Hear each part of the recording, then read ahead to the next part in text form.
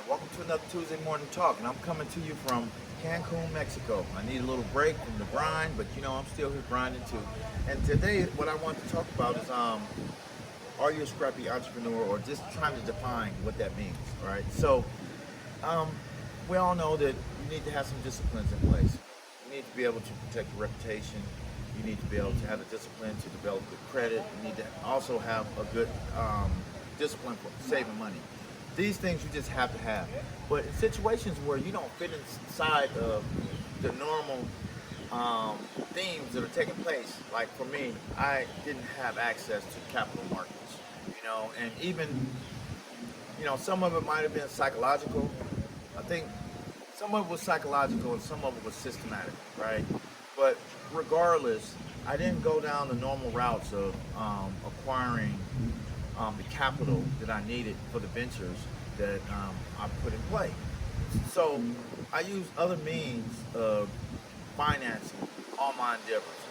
At this point, I think I opened up 24 gyms, and we paid cash for all those places. I only got a couple loans from, a few people, personal, not the bank, and those weren't even to open the gyms. Those were like to buy new equipment, things like that, right? So, my approach to all this stuff has always been to think outside of the box and to do things that other people aren't willing to do, right? And I think for me, that separated me from the pack. I'm gonna give you a couple examples. All right, I started the first gym inside of a house.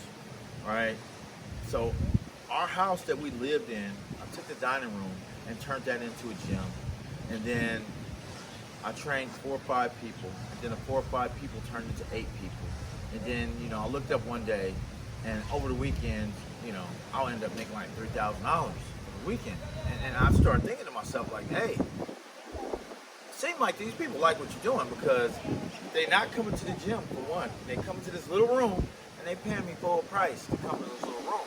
So now my head and the wheels of my head are spinning. I'm like, okay, I think I can actually do this, right? And then I went and I rented a live-work loft, live-work situation. I love the live-work situation. I moved into that place, and I took my partner with me, and we both moved in, and he lived upstairs, I lived downstairs, and it was a tri-level loft. And in between where he lived and in between where I lived is where we put the gym. And we explained to everybody that we were just doing this until we could get up off the ground. And that way, we had hedged our bets, right? And we made that sacrifice up front. We were uncomfortable.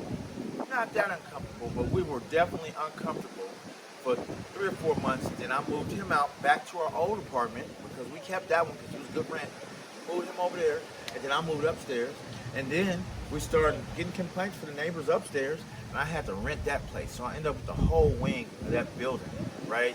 But that time the business picked up. I had a guy coming in at 5:30 every morning. Every morning. This dude worked every day at 5:30. And I had to get up at 5:30 with him because he was in there doing 600-pound deadlifts. And you know what?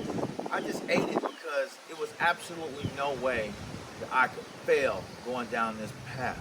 But I was willing to make the sacrifices that other people weren't willing to make. Right now, this is what I call scrappy, right? I come up with different ways to do things, and they usually involve me making some form of sacrifice. Simple as that. Like, if you want to be comfortable, or if you don't want to be, if you want to be comfortable, I probably don't like your ass. I'm just gonna keep it real. I probably don't like you. You probably a piece of shit. Anyway, I for one know that everything is probably gonna be a little bit harder for me. So I get comfortable with the idea that I'm gonna be uncomfortable. Simple as that, right? I don't know how I can lose like this. I just don't, I think the only way I can lose is to die, right? And let that sink in. I don't think I can lose.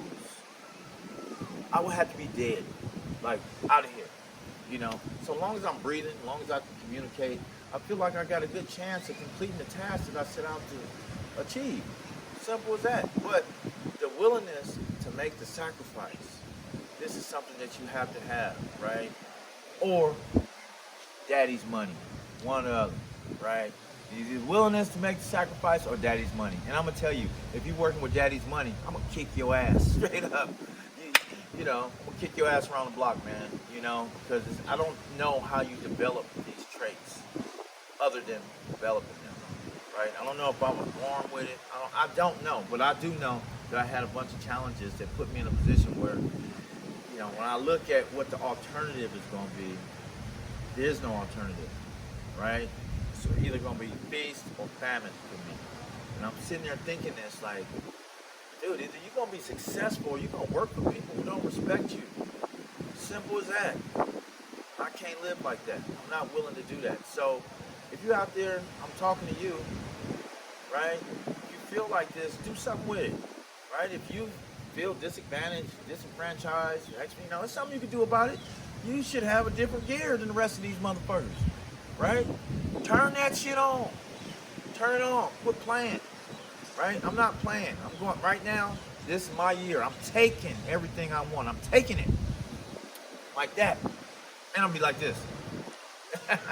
That's it. Anyway, I'm about to enjoy the rest of my time here in Cancun, and I'm going to see you guys next week. Man, hit me up, man. I'm going to talk to you later.